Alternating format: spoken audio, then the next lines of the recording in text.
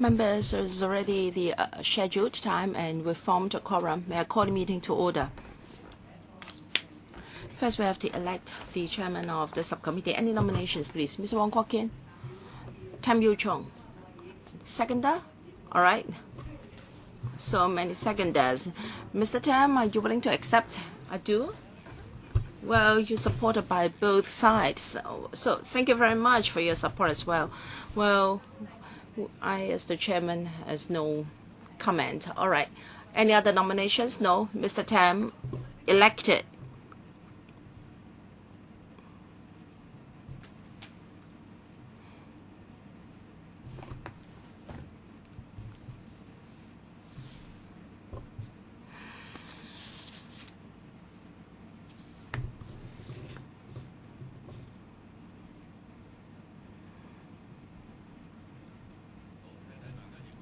All right.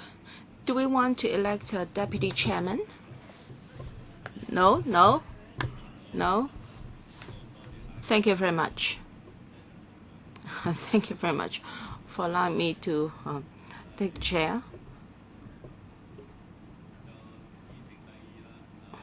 Item 2, meeting with the administration. Please invite the administration to join us.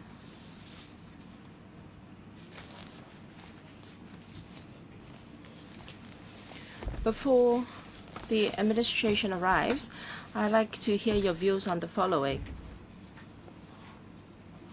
The notice to amend Schedule 3 is relatively simple. It's just to revise the statutory minimum wage from $28 to $30 effective the 1st of May this year. And also the monetary cap for keeping records of hours worked is also revised from 11,500 to 12,300, just adjusted in proportion to the percentage increase of the statutory minimum wage. The Manpower Panel has already discussed this, but it's our usual practice to meet deputations.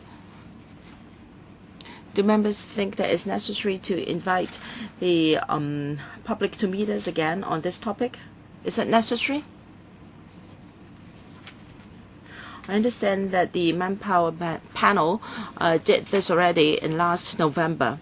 And please note the timetable. Even if we extend the scrutiny period, the period will end on the 6th of February. Chairman, no harm in meeting deputations again. I understand that the panel has already met the public, but since we've set up a subcommittee, there's no harm in doing that again. So, members, what do you think? Should we have a public hearing again?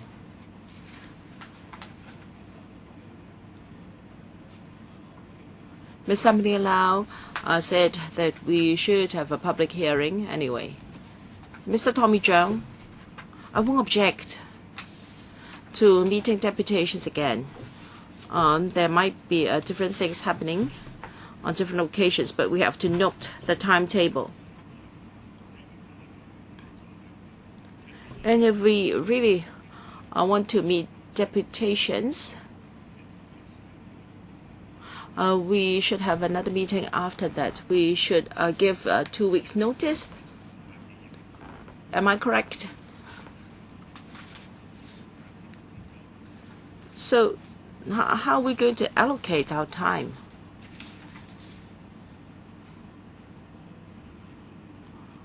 I think Mr. Tommy Chung raised a very practical point. We have to give advance notice, but I don't think we can give 2 weeks as we usually do. And we also have to ensure we do not clash with other meetings. The Secretary has suggested 2 days. First, 17th of January, a.m. Another is 19th of January, a.m. That will not clash too much with other meetings. Of course, we cannot give 2 weeks notice, but let's do it as soon as possible. Ms. Assembly Lau, please tell us the deadlines. According to paragraph 7, we've got some dates. Can we have further extensions? Secretary, please. Please let us know. Thank you, Chairman. As set out in the members' brief, paragraph 7, the two pieces of subsidiary legislation have already had their scrutiny period extended to the 6th of February, last Wednesday, because this is for negative vetting. So the 6th of February is the deadline for members' scrutiny, and we have to make a report to the House Committee on the 25th of January. So no more extension, no more. The 6th of February is the deadline. So why don't we talk about the policies today, and then I'll meet deputations, and then we have our internal meeting again and report to the House Committee. So on the 17th in the morning or in the morning of 19th, we can arrange for a public hearing. So what do members feel? Mr. Ronnie Tong, are you on the same point? Well, I raised it some time ago. Perhaps you didn't see me. I did, but I was explaining to members the procedures. LegCo is an independent body to scrutinize the legislation, so I think we should meet the public and then make our own decision as to how, as to what we're going to do with this item. So I suggest that we have a public hearing. I understand that we're pressed for time, and the 17th of January is a more appropriate time, but perhaps it would be better for deputations if we do it on the 19th of January. Okay. So we agree that we have a public hearing either on the 17th or the 19th. Ms. Emily Lau. I agree. I suggest the 19th. Since it won't clash with any other meeting, hopefully, I hope the Secretary can confirm, and it may be easier for the sake of the deputations. Okay. Then the 19th, tentatively, and I don't know whether I have any thing scheduled already. Mr. Tong, what about the visit to the flower market? Is an annual thing. Well, I haven't been invited yet. I'm not sure.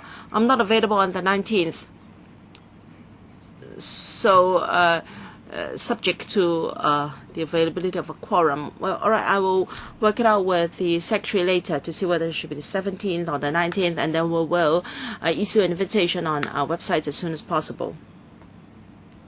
So we have settled the work plan, and let us welcome Mr. Matthew Chung, Secretary for Labour and Welfare, and Mr. Chok Wing Hing, Commissioner for Labour, Ms. Mabel Lee, Assistant Commissioner, and Ms. Reddy Ng, Principal Economist, and also Mr. William Mack, Chief Labour Officer, as well as Mr. Manuel Ng, Government Counsel from DFJ. Welcome, government representatives, for attending the meeting. Secretary, would you like to explain to us the notice of the schedule, please? Yes, thank you, Chairman, and good morning. Let me give members the background of the two items of subsidiary legislation. Well, first, on the level of SMW, we propose to increase it from $28 to $30 per hour, or 7.1%. The Seeing Council has already accepted this recommendation by the Minimum Wage Commission. Our decision is made based on an evidence-based approach in an objective and balanced manner. And the Commission has considered a basket of indicators to evaluate the impact of the first SMW rate. It has also conducted comprehensive analysis on the data and empirical evidence of statistical surveys and research studies, and has also taken into account different views from stakeholders, and has gone through 2 rounds of public consultation. It's also reviewed the SMW rate and related considerations. And then there's also a lot done on the impact assessment. We've got 27 scenarios to assess the impact on employers, enterprises, the unemployment rate, so on and so forth. And then in 2011, the Census and Statistics Department conducted a survey, and it's found that if the SMW is fixed at $30, then it would affect 327,000 employees, affecting 11.7% of all employees in Hong Kong. The coverage will depend on the pay trend in the past year and in the coming few months. Using the pay trend up to mid-2012, is estimated that the coverage of SMW would be about 223,010 employees, or 7.9% of all employees. So using the number of 327,000 odd employees, that is the initial assessment, about 90% of them will be non-technical employees in the retail and service industries, and 60% of them will be over 45 years old, and many of them will be female workers. So quite a large proportion of grassroots employees will benefit. And if we use the definition of wages under the MWO for enterprises, the additional wage bill will be about $1.35 billion. But if we consider the knock-on effects, the rippling effects, and also rest days and also meal times given by employees on top of the statutory requirements, that the total additional wage the late bill will rise to about $2 billion, or up by approximately 0.3%. The impact on most low-paying sectors would be moderate. The employment situation in Hong Kong is quite satisfactory. We may regard it as being a full employment. So we believe there will not be a serious negative impact on the employment market. And as regards inflation, if the rise is totally transferred to wages, to services and prices, the impact will be about 0.3 to 0.4%. But it's unlikely that the whole effect would be transferred to the consumer price index. So the final impact would be more moderate. We have carefully considered the report of the Minimum Wage Commission, and we are of the view that the Commission has ably discharged its statutory function and has been very objective in weighing different factors, and also balance the interests of both the employers and employees. So the report is acceptable to us. Subject to members' approval, we hope that the new SMW rate can take effect on the 1st of May this year, which is the Labor Day. And after approval by members, the Labor Department will conduct publicity so that employers and employees can be fully prepared for the new rate. There is also another technical issue, and that is a revision to the monetary cap on keeping records of hours worked. Members may recall that term the SMW, there's a monetary cap on the wages of employers for employers to keep records of hours worked. is currently 11,500, and we propose to increase it to $12,300 per month in proportion to the percentage increase of the SMW rate, and it will also take effect on the 1st of May. The SMW has been introduced for a number of months, and I think it is really a milestone for the employment sector. I think so far the implementation has been smooth, and we are grateful to employers for being so law-abiding. Almost 99.9% compliance rate is very high, and some figures are very positive. So when it was first enacted in the first month, that is from June to August, the increase has caused a rise of income for the decile, for the employees in the decile percentage. There was an increase of 14%. So we can see that there is a great increase in their livelihood. And the newest numbers through last year's October, there was an increase of 6.2%. So we can see that in terms of improving the livelihoods of those members, we have taken a lot of efforts.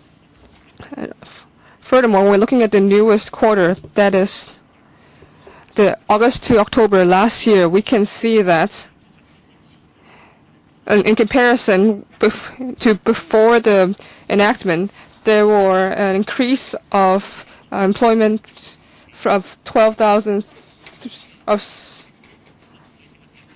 60%, and a lot of them were women. So we can see that the minimum wage, in terms of helping the grassroots, has an effect.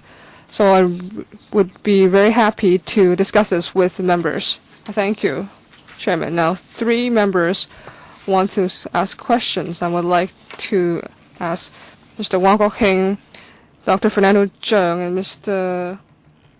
Li Cheng. So how about 5 minutes each?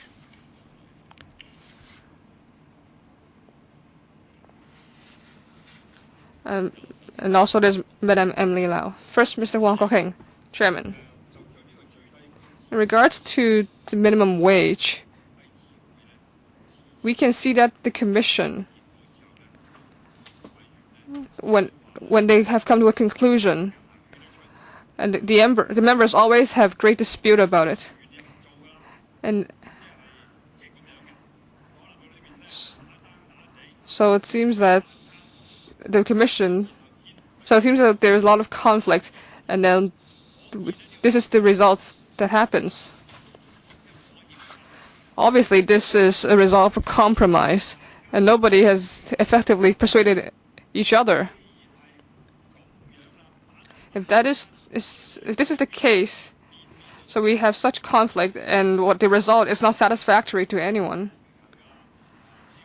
So even though we may say that this is very balanced and everyone can accept this, I would like to ask if the Commission even have disputes within themselves and come up with a result, should we consider that if you review it every year in accordance with the inflation?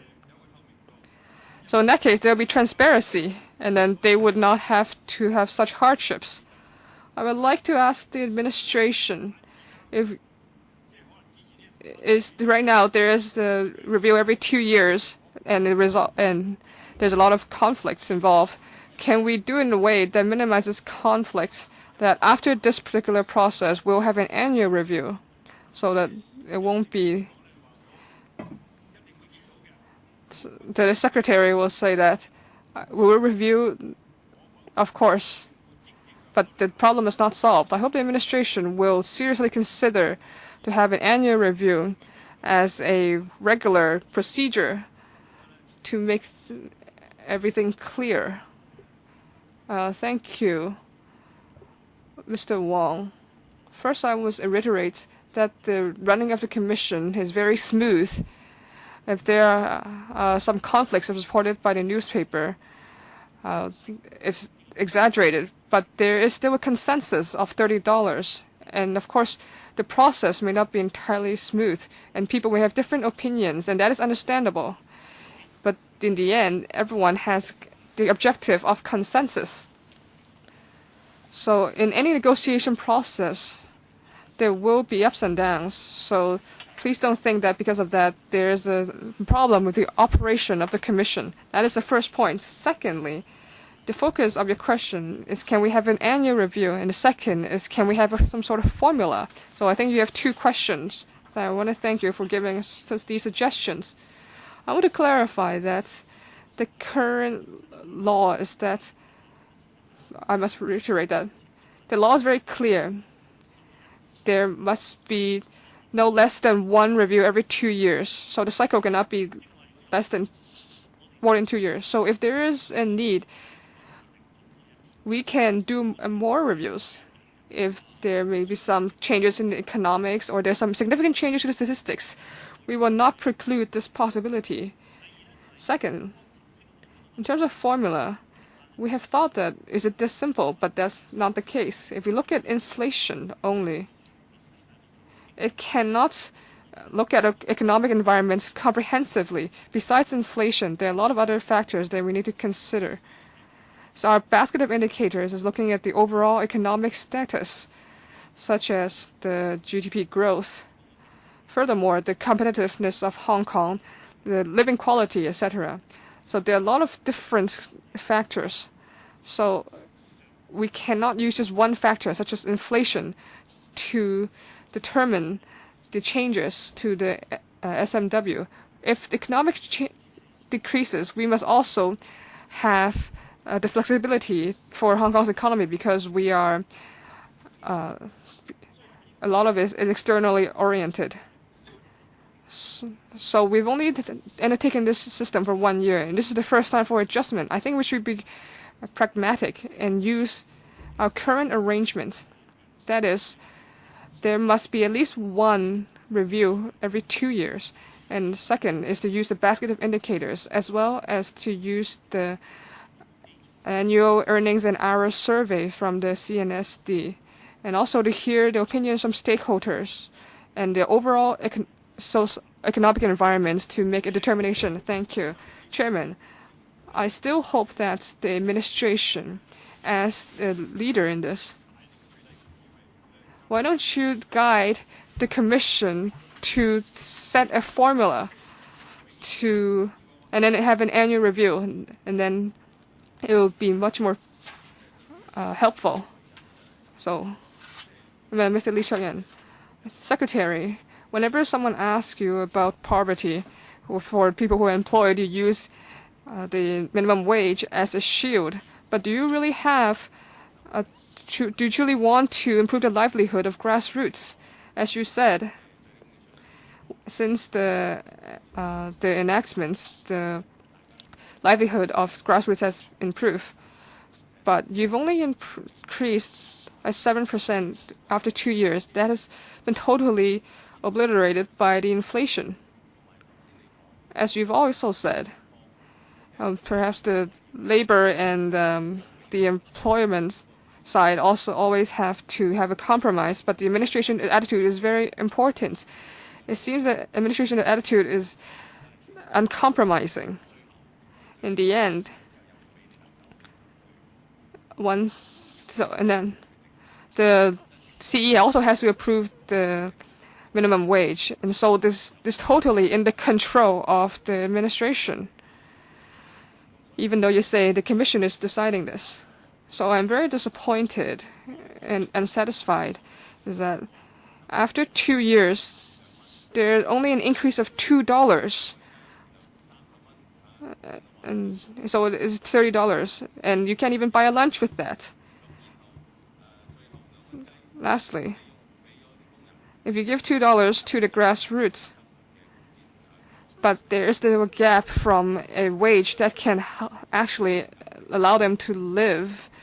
We always say that $35 should be the minimum wage, and now you have $30. You're not even going to the standard of the CSSA for 2 people. As you can see, this problem is that besides under the table control of the administration. You're also controlling the timetable.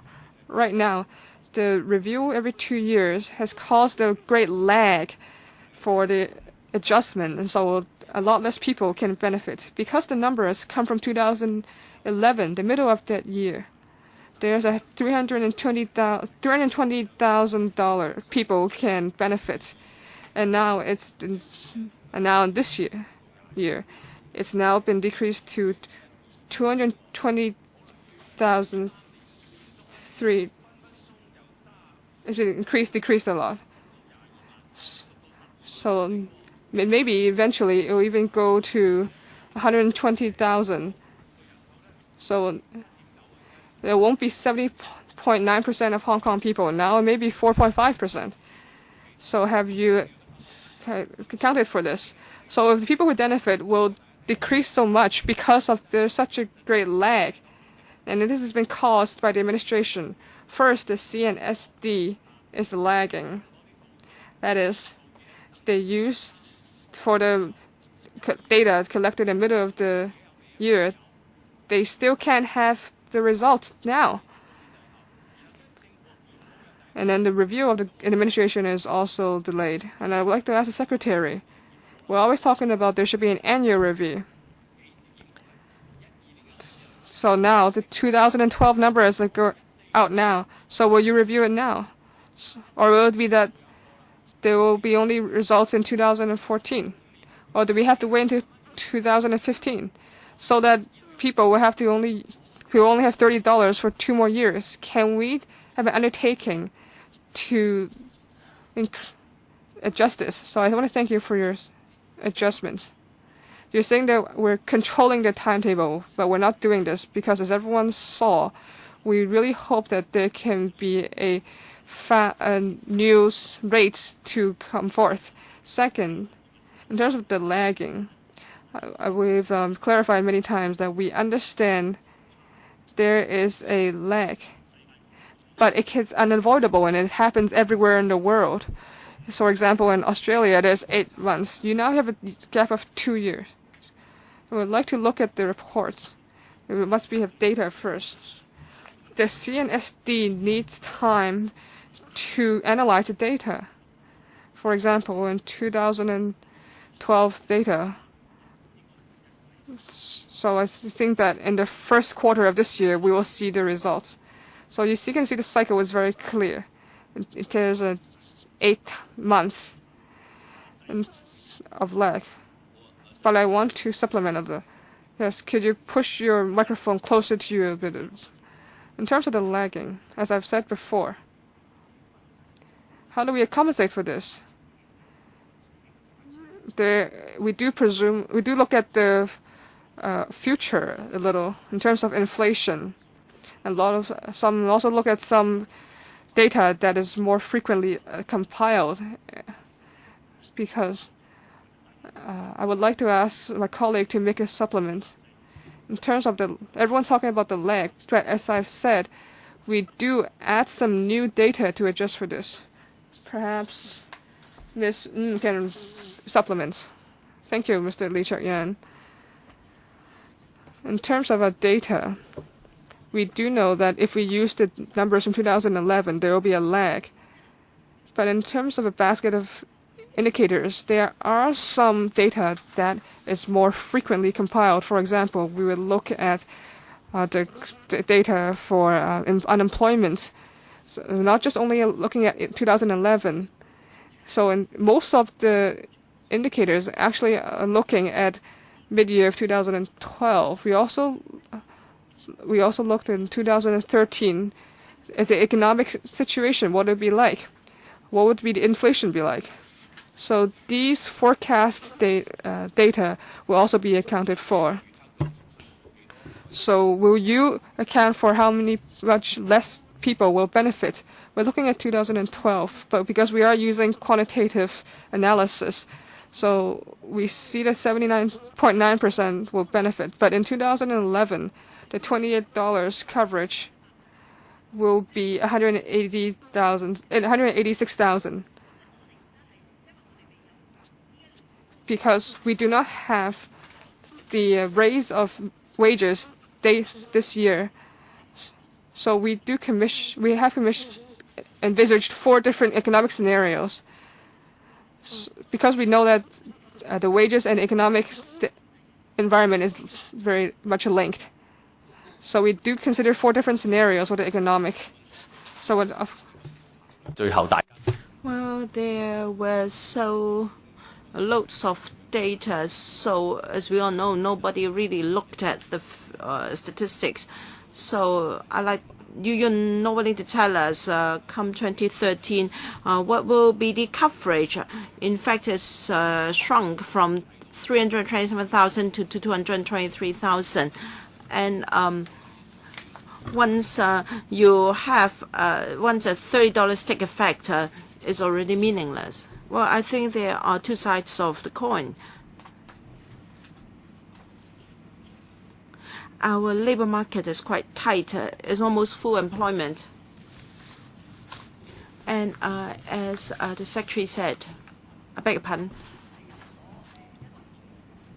there is a rising trend for wages. So, this is something we're pleased to see. It shows that grassroots employees are earning more.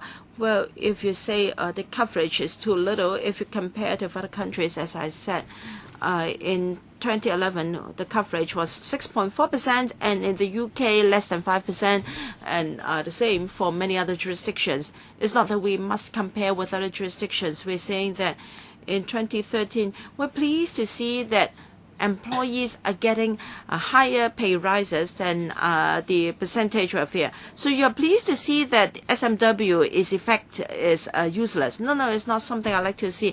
I'm pleased to see that employees are getting pay rises higher than inflation. We must allow the next member to ask questions. Mr. Tommy Zhang.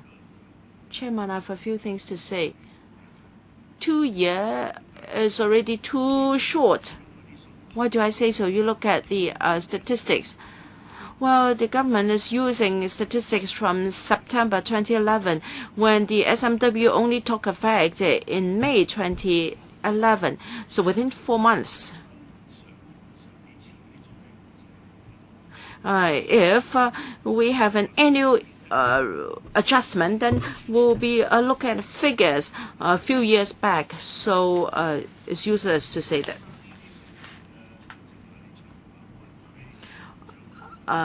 Li Chuan said that nobody really read the statistics. I am Tommy Zhang, Cheng Yiyan. I myself do look at the statistics.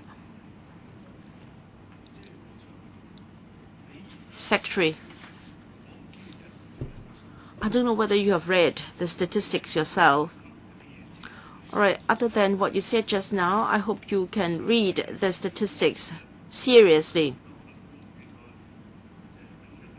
Perhaps I should not criticize the Commission too much.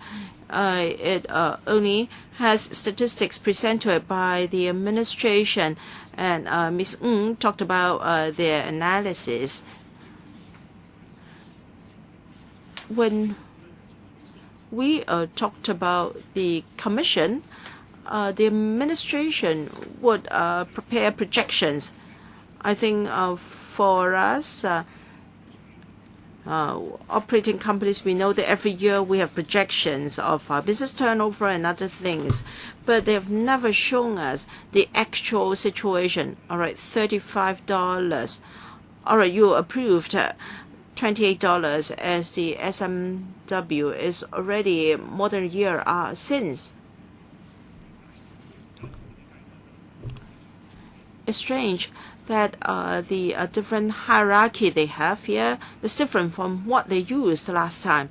So I've read the statistics, but I feel that they're not very professional.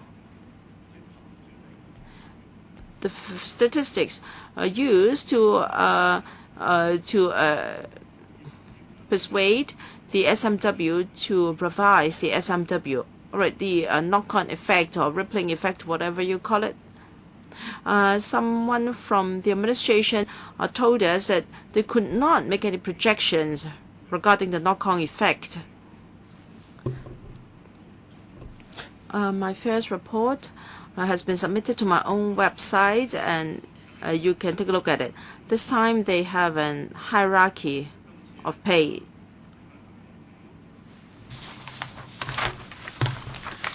If we look at Table 2, well, for the catering sector, there are different types of fast food, Hong Kong style cafes, and so forth. Well, it's just about 1% odd. Well, I was thinking of $29, $33, and all of a sudden they have $30. When we use 39%, we thought that the effect would be 2.6%, and $33, 7.1%, and I was thinking of 4% for $30. 2 years down the road, I welcome you to see whether my projection has been accurate or not. The administration appears to be very professional, but if you look at its first report, let's say it's $28, what's the increase in the wage bill? The administration told us if it is $28, about 13% of the employees would be covered. That is about 300 to 400,000 employees. But this time, for employees in the catering sector, about 50% of the employees have been affected by the SMW.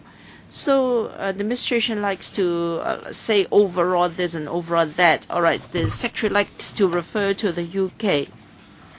The SMW would only affect 4% of the employees, not as much as 13%.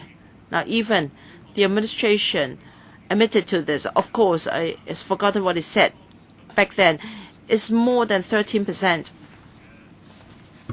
All right, we have this a very professional economic analysis and business facilitation unit. All right, I want the unit to tell me this.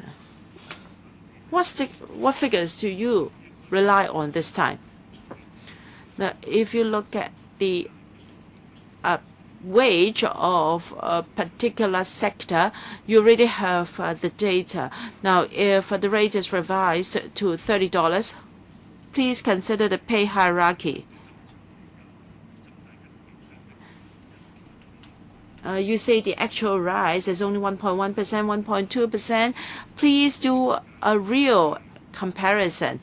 Tell us the reality. Please don't look professional in your projections, and you don't present the actual data afterwards. Now, if we in the business sector like you, we might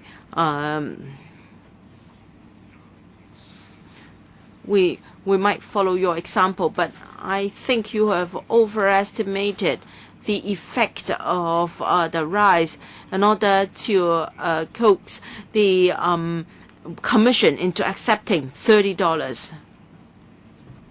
Mr. Tommy Zhang, I will just say a few words, and then I invite Ms. Ng to supplement. Well, in carrying out the analysis, we tried to be objective and impartial as far as possible. As we all know, the SMW is a controversial issue.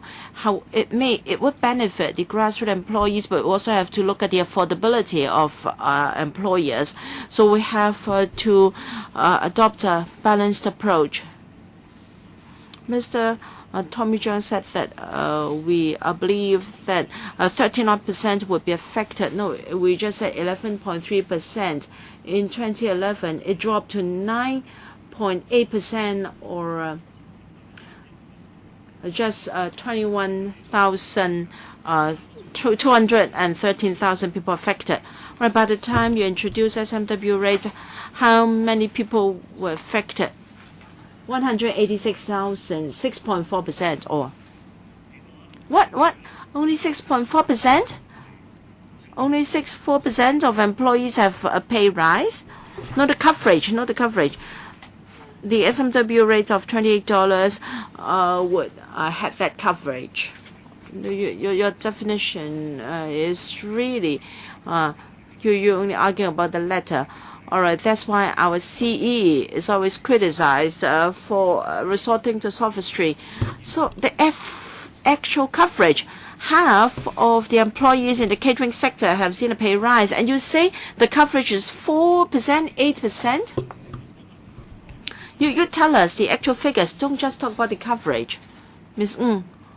Thank you, Mr. Tommy Zhang, for your questions.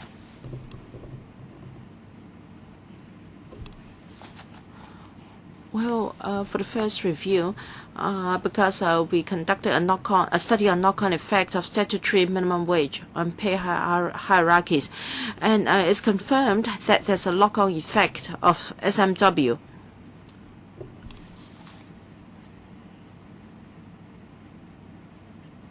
So we did not just use one rate, one increase of one scenario.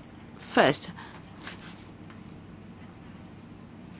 we consider the additional pay bill as a result of the SMW. And the second scenario, we increase additional pay wage bill because of meal breaks and rest day. And the third scenario, we include the knock-on effect.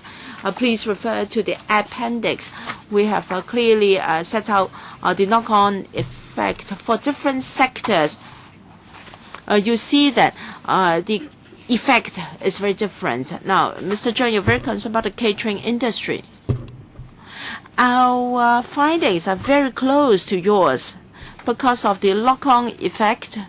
The additional wage bill is 51%. 51%, and this is consistent with your study. Well, for the retail sector is 46%, and also different figures for other sectors. We have already factored in this in our study. So your study has very similar findings as the one done by our consultants. We have taken into account the knock-on effect on pay hierarchies. Because of the new rate of $30, well, grassroots employees will see a pay rise from $28 to $30. About the employees involved will see a pay rise of 7.3%. What about the catering industry? So, Secretary, it appears that both parties are not happy with your survey. Mr. Tang Kai-Piu.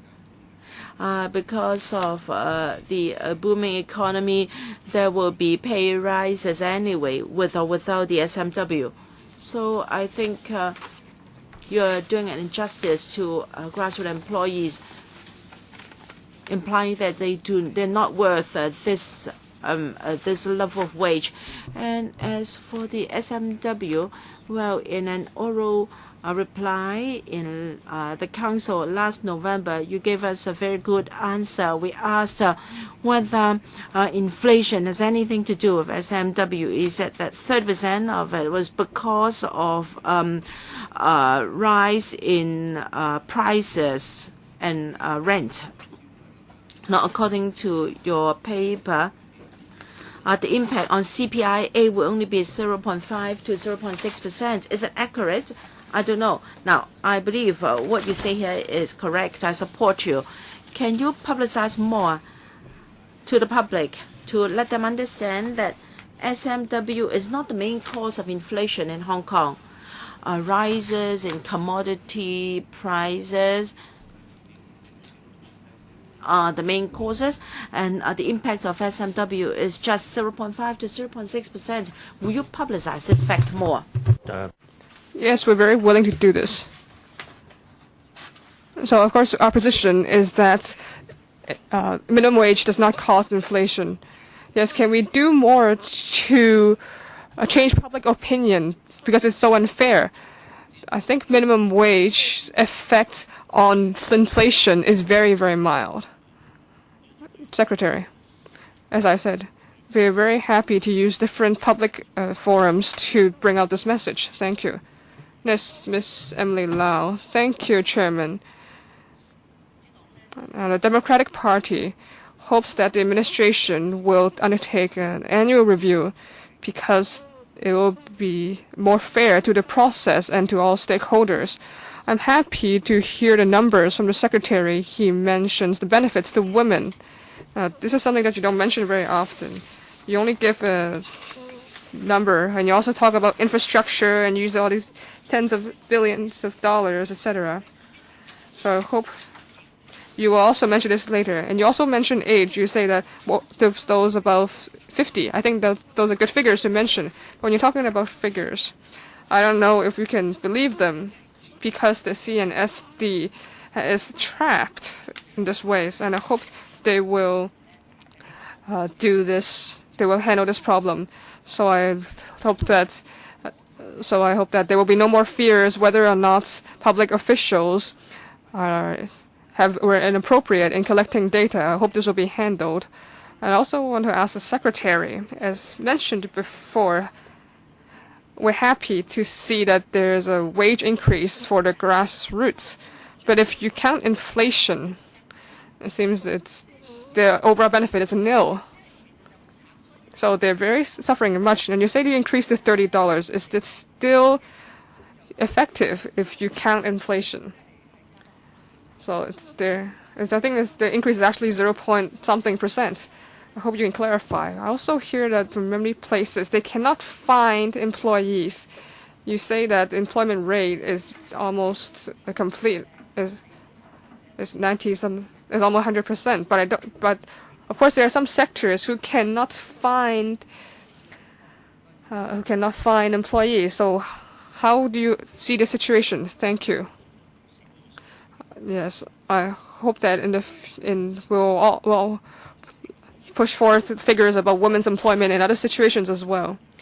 And you say that would the wage increase be overtaken by the inflation? And look at the numbers from August to November. The most grassroots members has increased by 6.2%, and it's 1.9% accounting for inflation. So in fact, this is better than for overall employees. So I want to say that the most grassroots of the employees have clear benefits. In terms of the employment rate, in some sectors cannot recruit, and we do see this, such as in construction. And I think yesterday we also mentioned this, and the Secretary for Development has also talked about how they will want to deal with this problem. So in terms of training and retraining, we will increase our forces, such as for different governmental organizations do this. So of course, if some people are working in an industry that's not suitable for them, we'll do some retraining for them. And we'll also help young people to do different works. In terms of individual sectors, is that they really cannot hire from Hong Kong. We do have a plan to, in an appropriate way, to introduce employees from outside of Hong Kong. Of course, that is only used if absolutely necessary. We have several thousand people working in Hong Kong from out of Hong Kong in different areas, such as in seniors' homes or in some construction or some explosive works, etc. Madam Emily Lau. Now, of course, this is very controversial to introduce out of Hong Kong workers. I hope you will be deliberate in the discussions before you take this action. Now, Chairman, he said that there's an 1.9% of increase in wages after account of inflation. Now, us Democratic Party hopes the increase would be $33. Now, Ted, did you consider this figure? Like, what kind of problems would you face if it's $33? Can you explain this? Furthermore, in terms of figures for women, I hope it's not just for this time. I hope you will tell all your colleagues that whenever you go to Hong Kong, come to LegCo, you can tell us about this figure. Secretary, perhaps I would ask Ms. to talk about this, because they do analyze different scenarios for this to coming up with this figure. Yes, thank you, Ms. Emily Lau. For the Commission, they analyze different scenarios in the stress test. they went from $28 to $35, and they are undertaken 15 stress tests, and there were 4 different economic situations and 3 definitions for wage, as well as other factors to determine the impact on livelihood, employees, employers. Besides $30, they also assessed each minimum wage from $28 to $35 included. So they all think that $30 is the most appropriate, and this was a consensus. Now, my question is, what are the negative impacts of $33? And the $33, it did mention that the people who will be covered will be more, but and mostly it's because the impact on commerce and industry, as well as the cost for the wages, will be increased significantly. If we're talking also about ripple effects and include rest days, and also knock-on effect. If it's $33, the extra cost will be 7.5 billions. Whereas if it's $30, then it will be 2 billions. So of course there will be also impacts in inflation, unemployment, the manpower control. So we have considered the $33, and then we decided not to use it and use $30 instead. Next, Mr. Ronnie Tong. I think the secretary gives me an opinion that he doesn't know how ordinary people live. But I think that's especially unsuitable because he's the Secretary for Labor and Welfare. Of course, this figure of 30 is the result of a political compromise. No matter what your figures you say, only has a very small relationship with the actual wage that is set forth. So all the data and figures are only the starting points. You must know about this. So it's also said, in terms of the lagging effect,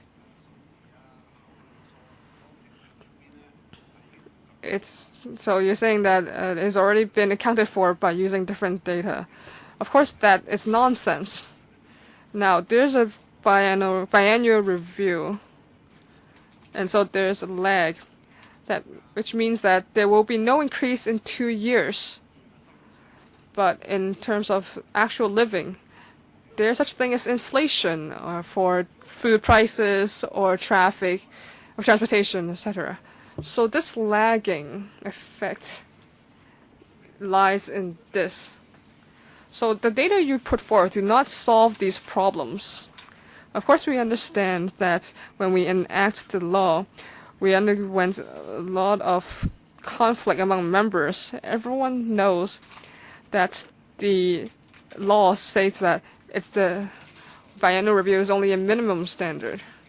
But if the government does not have a mechanism to set an annual review, the only other way must be to amend the law to say that it would also be possible to review once every year. And only that way will that be regularized. If the administration undertakes to all Hong Kong people that its minimum is once every 2 years, but we will undertake an annual review nevertheless, and of course that will be much better. But of course you can't say this, so it seems that it's a lie to yourself and to us. When you go to come to us, there are some members like Tommy Chung who will protect the interests of the constituency.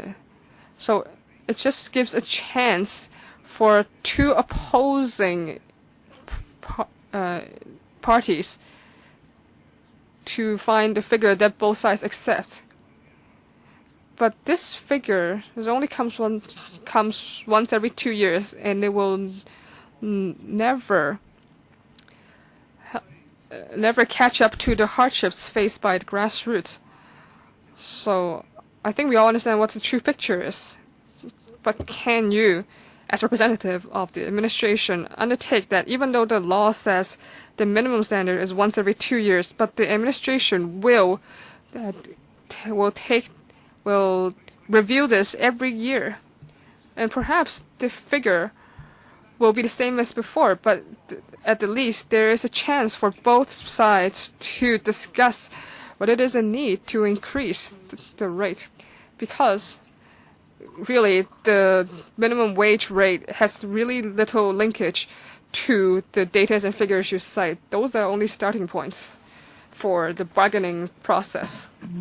So can you undertake this? If you cannot do this, at the very least, can you say that in a legal sense? Because I remember you had said, of course you can't say that, you don't remember it because you don't even remember your wedding anniversary. At the very least, can you say 3 years or 4 years from now, you will review this legislation? Then we'll all have this objective. I hope the Secretary can first take that he will take forth this review mechanism every year, and then 3 or 4 years later, will we undertake to amend this legislation. Mr. Secretary, I want to thank the suggestions. In terms of the law, it is very clear that there has to be at least one review every 2 years, and it allows us for the flexibility to account for significant changes in the economic environment or data. And then the governments can do this. So there's no need for amendment of legislation. Second, as I said, way right now seems a bit too infrequent. But of course, the whole process is more frequent than that. Remember last year we started doing work on this in consultations and going to the LegCo, and so the whole process takes a long time. So last October, we gave it to the administration, and then in December we gazetted it. But the process is something that is enacted in law. So when you say that it's 2 years, but the whole starting mechanism is shorter than 2 years. Second, as I've analyzed, if too frequent reviews may not be good, because if economic status changes, then there is no room to adjust for this. If the economic situation regresses, then we still can account for this if it's once every 2 years. So there's something good about having flexibility. If it's too frequent adjust, then the employers will may not have a long-term vision. For example, they only hire short-term hires. So because of these factors, we do hope that we will, as soon as possible, undertake the procedure and then to bring forth the LegCo. Next, Mr. Andrew Leung. Thank you, Chairman. In terms of minimum wage review, I do respect the current mechanism. I do agree with Mr. Tommy Chung, is that this data is that you seem to start a review even before there's even data to be seen. Because if we look at the UK, when they first started to have minimum wage, they fail to account for ripple accounts. Of course, there are different opinions, but even before minimum wage, the minimum wage has has also coincided with great inflation. So whether you use $3 to $33 and no matter how many people work will benefit, overall these prices will go to the consumers. So it's clear that it affects inflation. So I ask the administration to be cautious. And as regards how frequent should we review the SMW, well, the spirit of the legislation is biennial reviews. So, Secretary, I agree with you. I'm very worried that, as mentioned by the Secretary, we have to consider a basket of factors. We can't be subjective. And Wong Kuo-hing said that because there's a heated argument within the Commission, perhaps they should do it once every year. No, we cannot do that. The legislative intent is not like that. And here, we is a leave it or take it approach. We cannot ask for more once the rate is proposed to LegCo. Well, if Emily Lau said we want $33, well, as an employer, I want it to be $18. But can it be? Of course not. I hope it's not just political struggle or ideal. It's something objective. Of course, if you can get $38, you will get applause. But who will foot the bill? Not legislators who support $38, but ordinary employees, because they have to pay higher management fees back home, so on and so forth. So, I support this mechanism. I respect it. The administration must hold on to its principle. It has to ensure that statistics are objective and should not be subject to political pressure. With political pressure, SMW will certainly fail. The legislative intent of SMW is to provide a wage floor.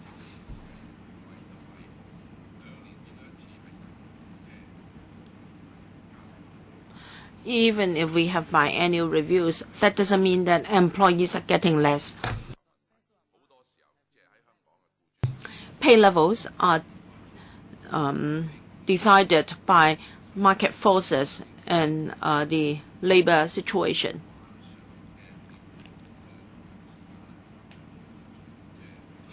If you have annual reviews, then you will not be in tune with the usual adjustment, or rather you do it on the 1st of May. This is not in tune with the usual timetable for wage adjustment of most employees. Some do it on the 1st of January, some on the 1st of April.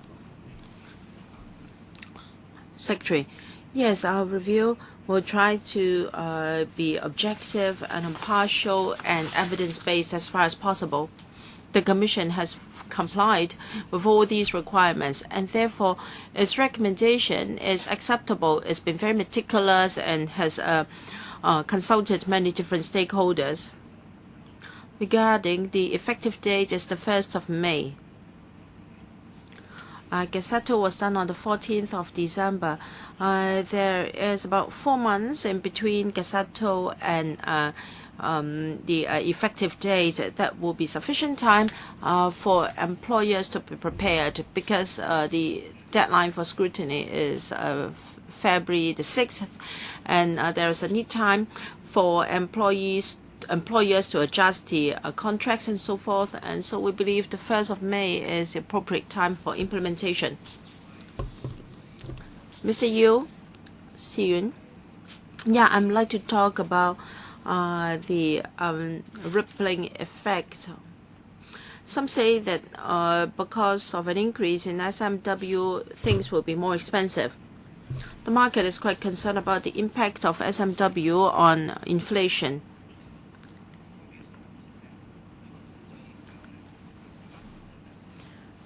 But we've got only 2 pages from the administration regarding the impact of SMW on inflation rate and employment rate. And then there are other tables on impacts on other aspects. Since so many people are concerned about inflation and yet there are only 2 pages here, this is not sufficient. And it's only about CPIA. So the impact will be on the basic necessities. I hope the analysis can be more objective. I don't want members to just quote figures to their favor. We must be comprehensive. Otherwise, if we only go for votes, is a disservice to the community. So I hope we have clearer data on impact on inflation. For instance, when was the survey time? Is not mentioned here. Did it just start with the effective date of SMW? And in recent months, inflation has risen a lot. So I hope the figure can be closer to the current time frame, and the coverage should be wider, so we have a better idea of the impact of SMW.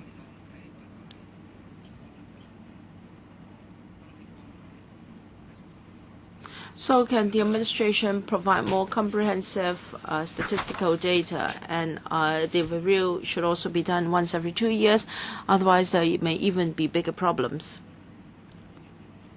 Thank you, Mr. Yu. I will ask Ms. Ng to supplement, but let me say that all the data are very solid. This is just an executive summary. We have given you the full report, which is very thick with all the data included. Ms. Ng can make a brief supplement. Ms. Ng, please talk about the data. Regarding inflation, when members of the Commission considered the figures, as I said, we had different sets of wage data, 4 economic scenarios, 15 different tests for SMW level, covering 15 low-paying sectors. The price increases for different sectors have been discussed by the Commission. The Commission is most concerned about the overall inflation because it would affect the public in general. And for inflation, we have to consider 2 things. High inflation, but how much is attributable to SMW? We have to separate the effect, because many things can contribute to inflation. As mentioned by members and the Secretary, in 2011, 70% of inflation was due to high rental and food prices. The impact of SMW was relatively low. And for SMW below $30, the impact on our inflation is relatively moderate. So for CPIA, the impact would just be 0.5 to 0.6% and regarded acceptable by the Commission. We do appreciate that for individual sectors such as security and cleansing industries, they are more labor intensive, and we believe the increase in management fees will be far higher than 0.5 to 0.6%. But as I said, this is just a general overall figure. For individual sectors, the impact will certainly be higher. Mr. Yiu-chung. It's not that I beg to differ from the 2 pages, but please be more specific as to when you did the survey and the coverage, because if we have only just 2 pages, it might be misleading. Okay. Mr. Jeffrey Lam. Thank you, Chairman. It's important that we have sufficient data and comprehensive review for the exercise. I'm pleased to see that the Secretary showed us a thick pile of data telling us that he has done a lot of studies and research. Can we have a copy of the Secretary's file, please.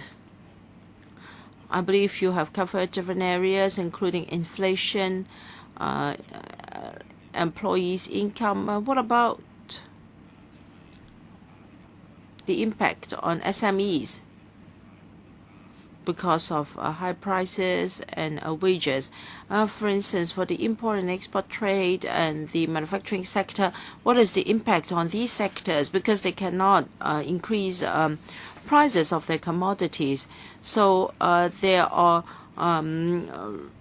increases on different fronts, and yet they cannot increase their prices.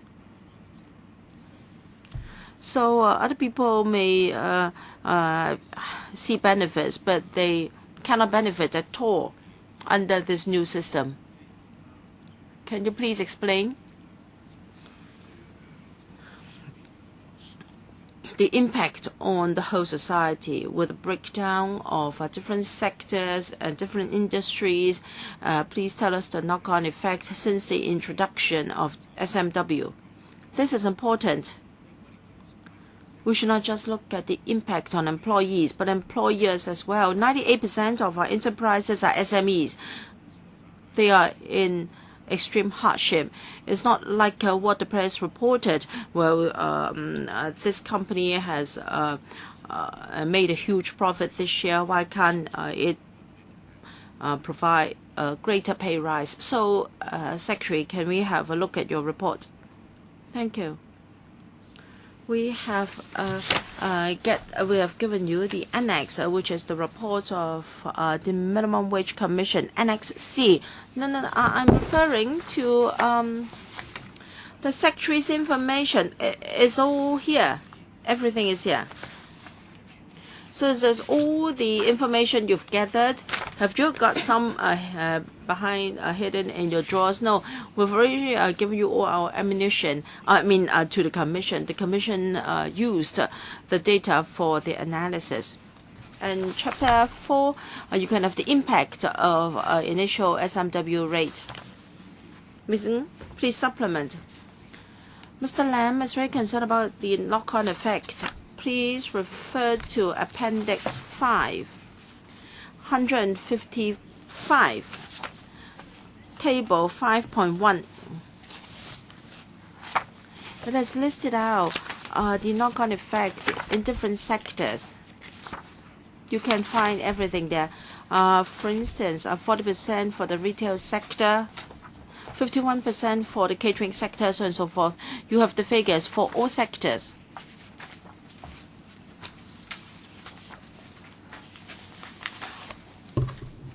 Of course, we've also considered the consultancy study on knock-on effect of SMW on pay hierarchies. I'm concerned about the impact on enterprises. You may say that enterprises can transfer the additional wage cost to consumers, but some sectors cannot do that. For instance, fast food shops, a lunchbox used to cost $20, but now you can't do that. I think I eat lunchbox. I consume lunchboxes more often than you do. Now you have less rice and other food in a lunchbox. Have you surveyed different industries, such as the manufacturing sector, the export sector? Their operation might be affected because they cannot transfer the additional pay bill to their consumers. So, are you done? All right, Ms. Ng. Thank you. Chapter 4 of the report, and we have a basket of indicators. We're very concerned about the affordability of enterprises because we don't want to affect the enterprises with our good intention. So, in 2011, the economy was booming, and so all sectors were doing well. So for most sectors, the number of employees have not dropped. So there's no shrinkage in any particular sector. But indeed, there is a constraint. There is the lagging effect of our data. When we completed the report in 2011, there was some data not yet available for 2012. So I'm quite sure that the number of enterprises have not dropped in 2012. The number of enterprises have been increasing, and the number of employees in all sectors is also on the rise. But in individual sectors, there may be a business shuffling effect. There may be a redistribution of market position. We have yet to have data to ascertain whether there's been such a case. So in the next review, we will have to take this into account. Let me tell you that this is not just a possibility, but a real fact. If you say that it is possible, that means your survey is not comprehensive. Before you have a comprehensive study or report, if you adjust the rate too sharply, it's dangerous. Thank you. Mr. Wong Yuk-man. Chairman. No, I think the lunchboxes eaten by Jeffrey Lam is different from ours. We're talking about $30. It's a very shameful figure. And there's also a lag of 2 years. After its implementation, Chairman, as you're very well aware, how much figure you seek and how much another party also seeks. So when we were arguing back and forth for a long time, which also extends to the frequency of the review. So it seems $30, it's something that's like a compromise. It's better than nothing. What I say is that I'd rather have nothing rather than something. But the business sector is saying that $2 is too much. And now there are all these different things, such as cutting costs through oil that's from the sewage. So you were very reluctant to even give someone $20,000 per hour. We don't even have any negotiating power. In the commission, how many people actually represent the labor sector? I've said this many times. Now, Tommy Chung is always talking about figures. Sorry, Matthew Chung is always talking about figures, and Tommy Chung is also opposing. So it seems that the administration is facing discontent from both sides. I think you should stick to one side. But now you've offended both sides. Of course, I hope that you won't offend me. Isn't that right? It's very simple. But now you offended both sides. So why don't you help those in the majority? I think this increase of $2 is too conservative. So it seems that our opinions are worthless, and because you don't even respond to it. And you're talking about the knockout effect, the ripple effect. So even in the documents say that after the enactment of the minimum wage statute, overall it hasn't affected the business environment or the employment market. So why do we need to increase $2? Why so little? And now some say that there is an impact, but I don't know what ripple effects or knockout effect. Now I don't understand what those means. I don't know what's a ripple. What does it mean? What's a rippling effect? When we're talking about minimum wage. So what is the actual effect? Can you tell me? Now, Ms. Ng here, who is the principal economist, economic analysis and business facilitation unit. Now, you must facilitate business. They're not facilitating employment or facilitating wage increase. Now, you have a special unit devoted to facilitation of business. Now, she sits here and tell you that there is no effect. So you may remember that those members representing the labor, say it is $33 from day one. Now, I go even to the extreme, the $35. Now, $33, you bargain, and now it says $28.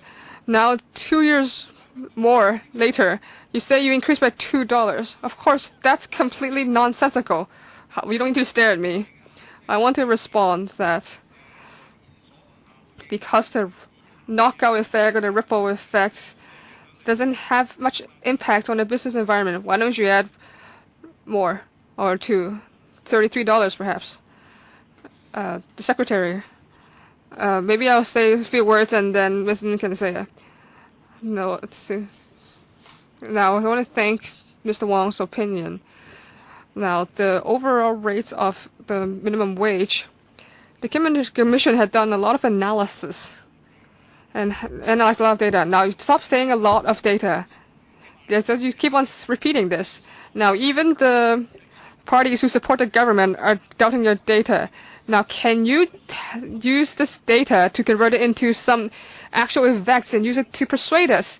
Please stop saying that, oh, we have a lot of data that's very concrete. And we're very serious about this. Stop saying all this. You have a report. Can you use some concrete realities to explain this report? The conclusion is that $2 is very reasonable. That is your position, right? So we've looked at 4 different indicators to prevent the wage will be too low. 2 is to ensure that the wage rate will not cause a lot of unemployment, will not strangle the business environment. So we need to balance these two. So when you say that we offend both sides, it's because we balance the both sides' interests as well as the overall Hong Kong. So when you're talking about 7.1% of the increase is reasonable. Now, when you're saying $2, that's how it's set up. But I don't think that's scientific. Why is it $2.50? Why is it $1.50? Why $2? Why does that fulfill what you say, what the requirement you said is? Can you please, Chairman, help him to answer my question? What is the basis to say that $2 is the most reasonable? Why don't you persuade me? Ms. Do you have any technical supplements? Yes. Perhaps I can add to this. Into 5.5 of the report, as I already mentioned, there was a stress test for an increment of 50 cents from $25 to $35. So in this $30, including a ripple effect, there will be more than 2 billion every year. But if $35, it goes to 12 billion. So this is one figure. If you keep on going to the report, in different stress levels from $28 to $35, the coverage of different employees, the impact on wages,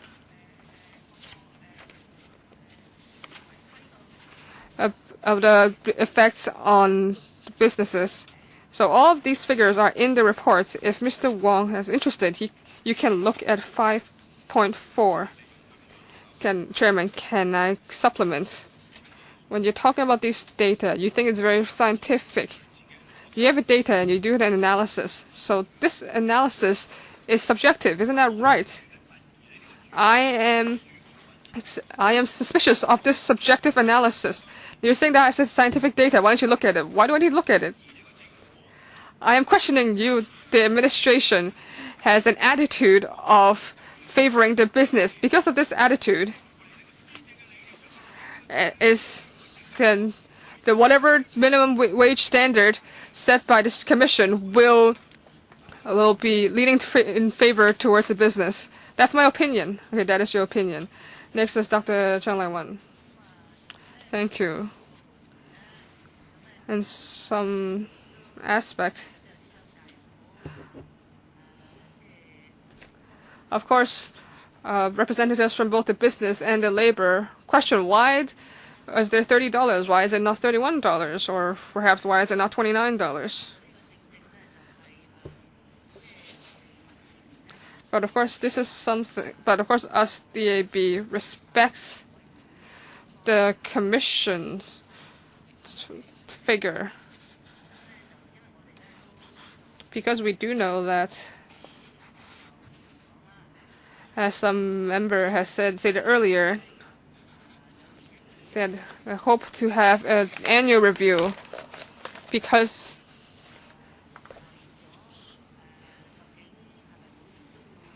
he doesn't want to have a whole big dispute every 2 years, and then there has to be a compromise. I think compromise is a good thing. Honestly, let's say a family goes out to watch a movie. Whether they decide to watch a Western or a Chinese film, they will have to compromise. Everything is a compromise now. I think, like, for example, Mr. Wang Yongman, he's loud now, but I think when he goes home, he too is quiet. In terms of an annual review, now, Mr. Secretary, you stated that one review every 2 years is the minimum standard. So in what circumstances will you consider to make it more frequent? For example, you have 2 reviews every 2 years. What circumstances will you do this? No, Mr. Matthew Chung. No, under the law is once every 2 years. But if there are some significant changes in the data and the economic environment that indicates that we need to do one more review, I will not preclude doing this. But of course, right now there is no such a need from the data, so we will use the current system. But if the economic situation changes or there's great changes in the data that calls for us to change the mechanism, we have the flexibility to do so, and that is why we have this room to maneuver like this. But I also want to add, Secretary, is that we should have a more clear guideline, because, for example, your bureau has a lot of different people. It can't be that one person suddenly thinks that, oh, we should have a review now, then we do it. No, there must be some sort of indication. Then if that indication has been met, then there should be a review mechanism. Looking at the economic environment, it seems that there's a big cycle every few years. If there's some suddenly great inflation, then perhaps the minimum wage rate today will need to be reviewed immediately. And also maybe that there will be a sudden regression of the economics. So will you have an indication of how much actual increase will there be? And I think Dr. Chung is make a very good suggestion.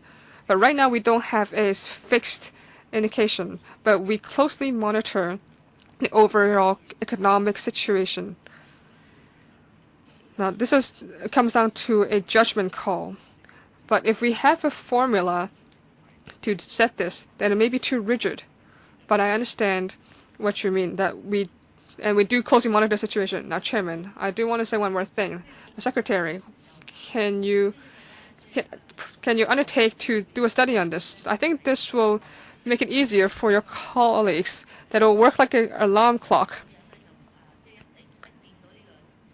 So if it touches that particular data is reached, then the Bureau will do a more review. I hope there is an alarm clock mechanism. Yes, I will consider this. Thank you. So the first round of questions has ended.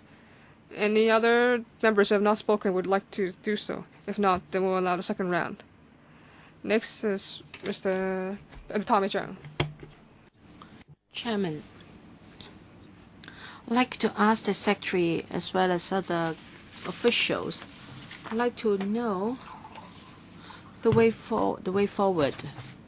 Now, if we look at the report and the data available, we can see that it's different from what was for the provisional commission.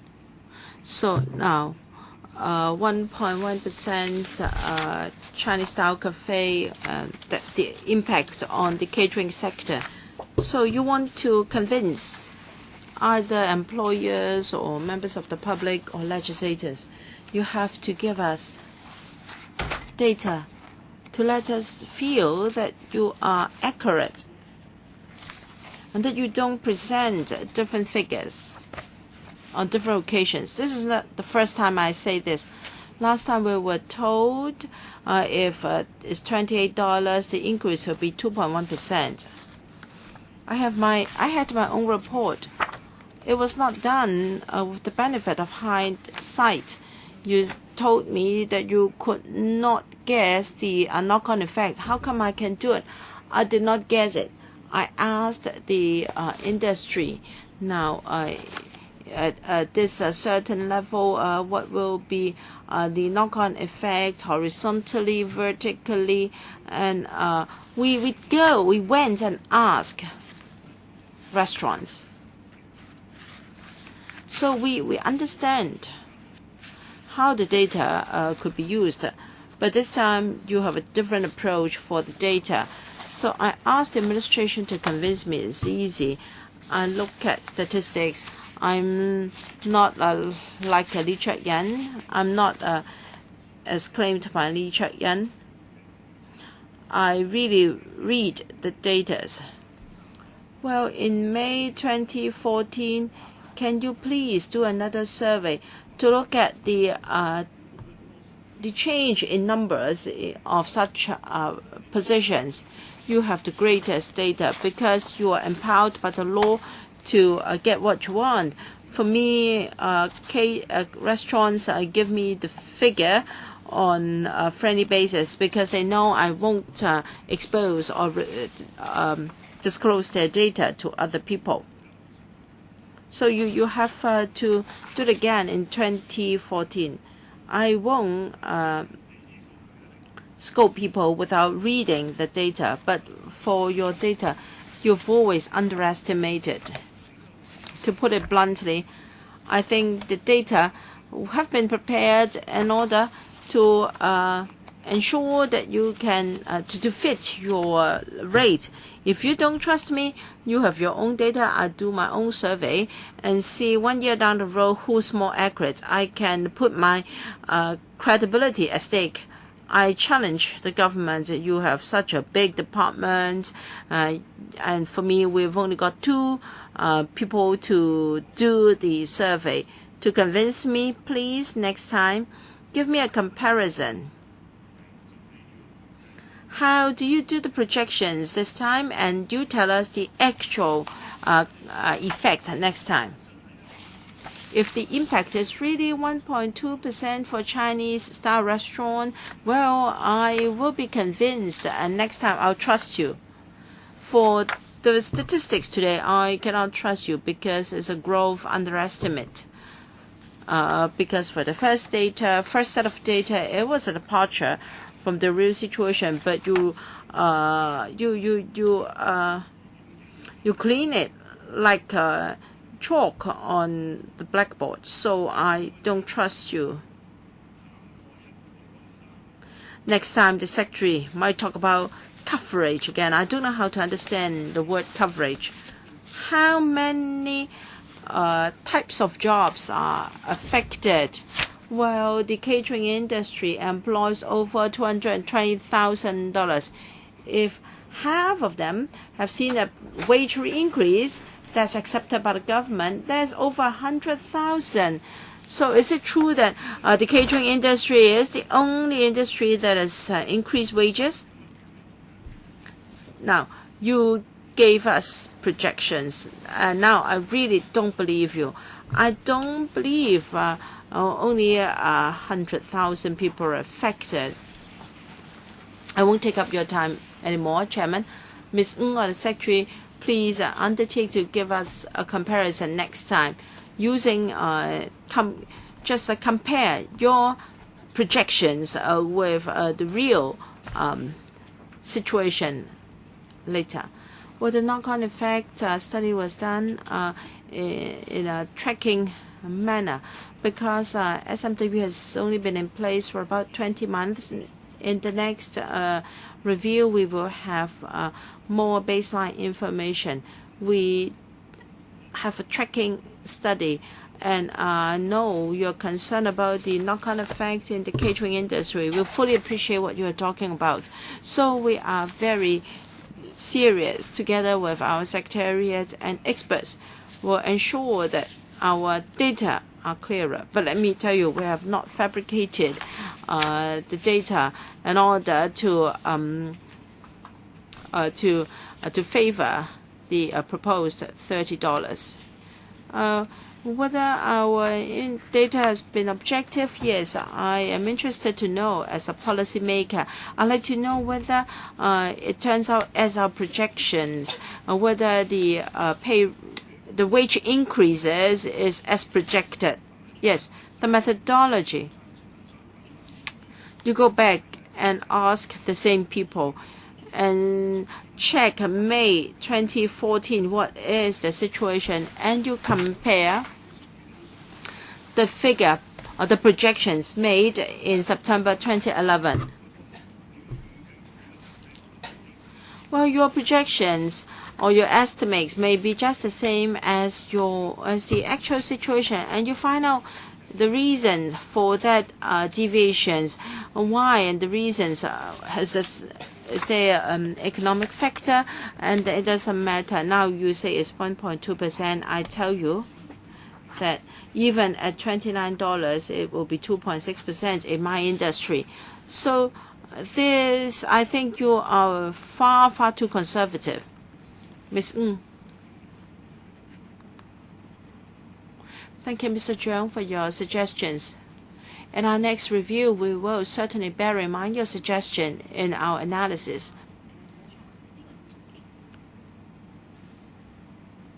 Yes, the knock-on effect study was done in September 2011. We appreciate that many sectors are of the view that back then the SMW was only put in place for a few months, so the effect was not fully seen or known. So we have included that point in the report as well. We will continue to do that tracking analysis, and we will take on board your view. The Labor Department, well, you are a professional department. I think you would like to know whether your projections made today are accurate 2 years down the road, and you'd like to know the deviation. And as professionals, I'm sure you would like to adjust your methodology. Ms. Ng, of course. We are partners with the Labor Department. An extra study would involve resources. Ms. Yu Shiwei, second round. I've heard from many industries that since the introduction of the SMW, they could not fill the vacancies. There's manpower loss to jobs more comfortable, such as security guards in shopping malls. This is a major problem, given that the unemployment rate is so low, and if people cannot fill their vacancies, then there will be an impact on our economy. So, will the administration consider doing this survey and to find out the industries with higher staff wastage rate?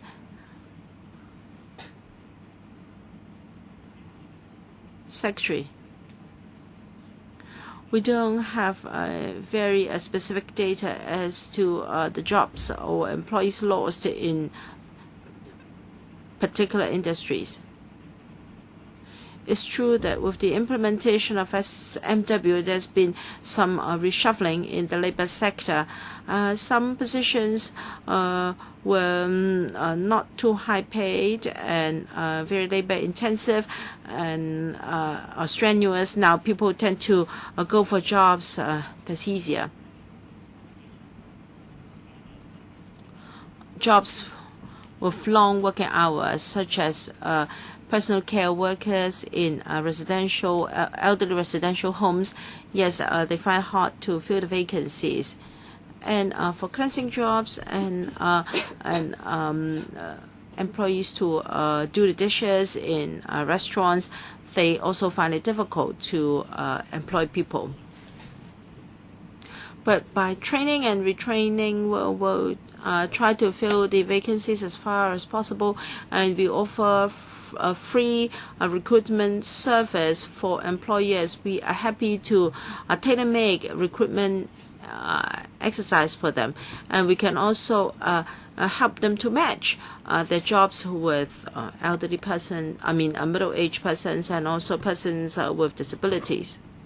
Mr. Yu, this is not very good to our economy. You have a stopgap approach only. First, you must have enough data to show us industries that have a problem. So you should have an analysis of specific sectors. Hong Kong relies on service industries. If we don't have the figures, then there may be a stage when the development of certain industries would be stifled. Some people may propose importation of labor, but this is subject to different views. If some industries cannot employ people, then the government must face up to this problem. When SMW rate has reached $32, $33, what will happen? We must plan ahead, because the economy cannot wait for us to fix problems of a stopgap approach.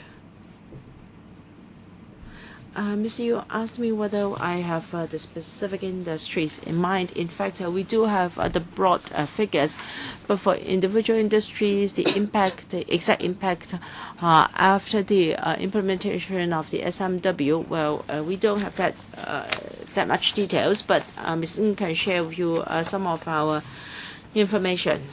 Ms. Ng? We're concerned that individual industries may have recruitment difficulties. Page 62 of the report, we have got specific paragraph on employment difficulties or vacancy rates. Well, for some industries, the increase in vacancy rates is up to 50–60%. For instance, for the catering industry, they have 50% more vacancies. So, if we compare the number of vacancies with the unemployment rate in that particular sector, we can have an idea of how tight labor supply is there. And we can mention that we've already mentioned in our report that for jobs that require more exhaustion, and we understand that the labor market is tight in that regard.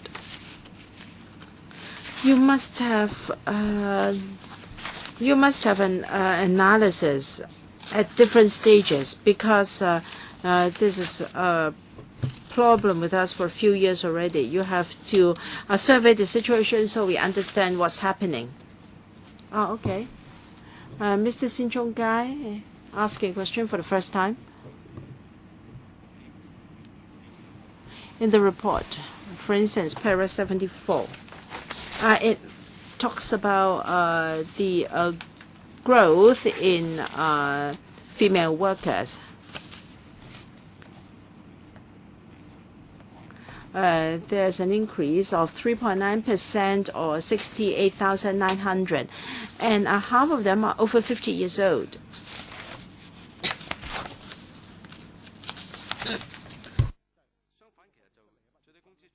Some say that SMW has made it difficult for people to fill jobs. But on the other hand, I think more people have been encouraged to join the labor sector. It's hard to recruitment difficulties may be related to economic growth. There is a greater demand for employees.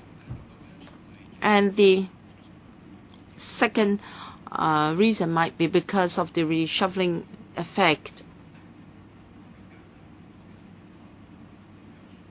Employees tend to go for more easy jobs or comfortable jobs. So this is a shuffling effect.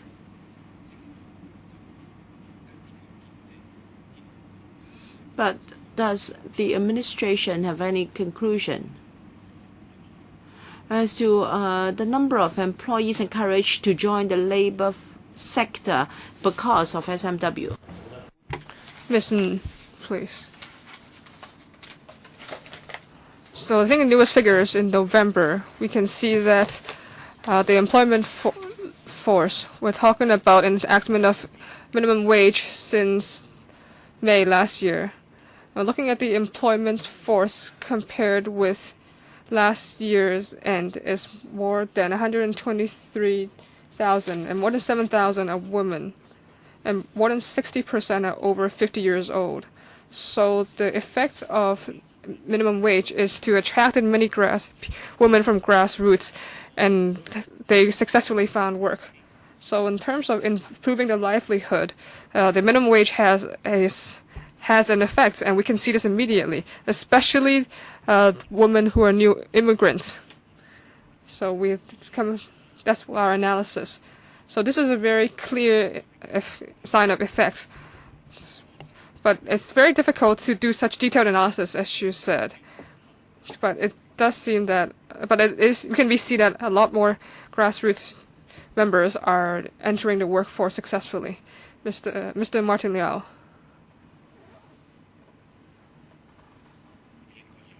The administration should have a mechanism to monitor the labor market as well as the changes in the employment force.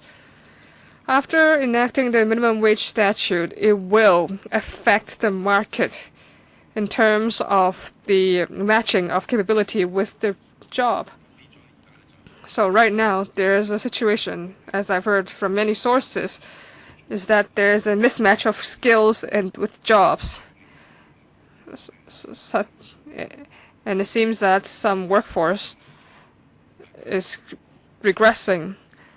So we should have monitor of different sectors in the hopes that the mismatch will be minimized.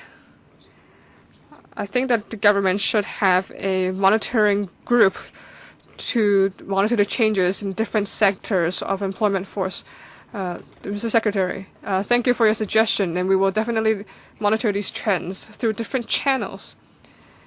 And we are concerned with the overall trend, with the entire trend, such as with the mismatch of skills and jobs, and such as in the discussion with the construction groups. And in the future, we hope to train 6,000 new employees for that industry, and we've already trained 2,000 people who do that. So we hope to bring younger people, such as those below 35 years old. So we hope to see that and if there's some job that we cannot find local workers for, we will try to find workers from outside of Hong Kong to alleviate, and we use different methods to try to solve the overall problem in order to minimize the mismatch. Thank you. Anyone else would like to ask questions? If not, then the meeting is ended. And we prepare on the 19th of January, Saturday at 9 a.m. to have deputations give their opinions regarding the increase of minimum wage rates. We also prepare to have another meeting on 22nd of January, 8:30, and this is a Tuesday. We hope that after these two meetings, our work will be close to complete. And on the 25th of January, we will give an oral report to the House Committee. If there are no other questions, we will, as soon as possible, give notice to everyone. Thank you for your attendance, and the meeting is adjourned.